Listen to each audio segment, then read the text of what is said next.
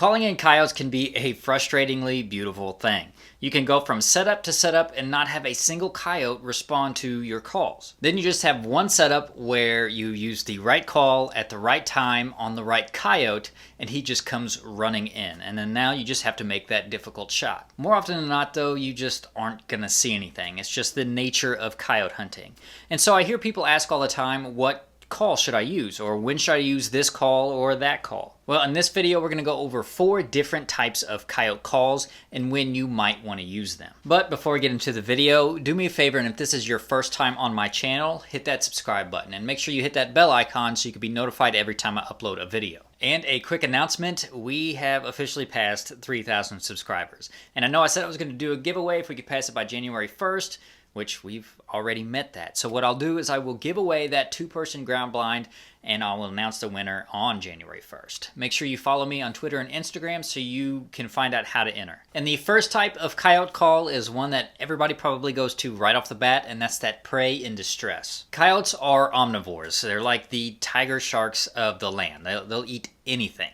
Studies have found plastic, rocks, just about anything they can swallow in their stomachs. And so what this means, the fact that they eat just about anything, is it kind of doesn't matter what type of prey in distress call you use, whether that's a rabbit, a bird, a fawn, it doesn't matter. It's prey in distress. If that coyote can hear whatever prey call you're using, whatever distress call you're using, and it's not too pressured, it will probably come right on in. If you're hunting pressured coyotes, you probably want to sit longer than you feel like you should. If with all this pressure, it could take hours for a coyote to come in. They will wait till they feel comfortable enough, and then they'll come check it out. While doing research for this video, I found that there are a lot of experts out there that will exclusively use prey and distress calls, which means they don't use anything else. So you definitely can't go wrong with using them because they'll work any time of day, any time of the year. And the second type of coyote call is the whines and yelps. Whines and yelps are social calls. They cover a wide range of behaviors, whether that's social interactions, territorial behaviors, and protective instincts. They've got that whole package. It can be a young pup in distress, which would trigger that protective instinct, especially in the spring during that denning period. It can also be from a grown coyote that needs some help. Sort of like calling in your buddies when you're getting your ass kicked in a fight. There's some hunters out there that will say you should use whines and yelps during every sit, and most of the time I do tend to agree.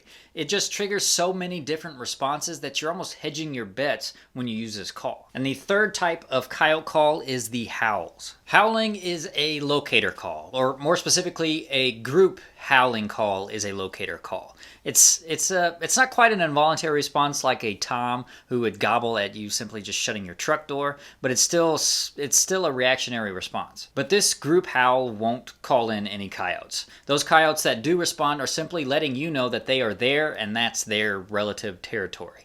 If you want to call in coyotes, use a single howl. A single high-pitched howl that is long and drawn out is a good way to call in a coyote.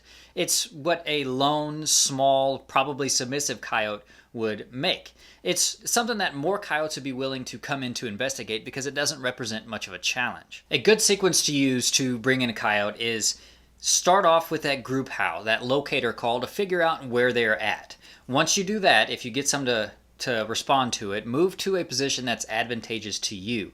Then switch to that single howl, that single high-pitched, soft howl, or a prey in distress to get them to come in.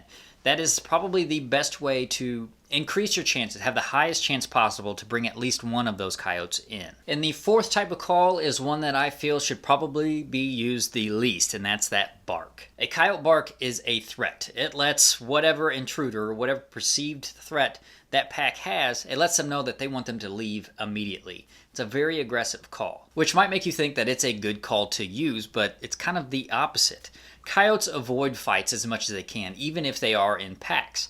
They will chase down an intruder, they might rough it up a little bit, but most of the time they just let it leave. It's not like a wolf who will almost all the time kill it. In my opinion, the only time you should break out this call is if you know for a fact you are well within this pack's core territory, pretty close to their den.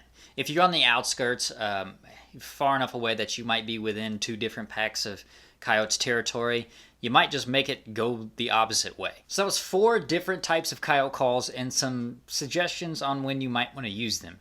If you've got any more tips and tricks that you'd like to share, make sure you leave those down in the comments below. The thing to remember about calling coyotes is that they are their own individuals. There are coyotes out there that will respond to everything that you can possibly think of. And then there are coyotes out there that will not respond no matter what you do. It's just a matter of trying different calls in different situations and finding what works best for you. Make sure you hit that like button if you like this video, share it if you found it helpful, and make sure that you are subscribed so you can stay informed.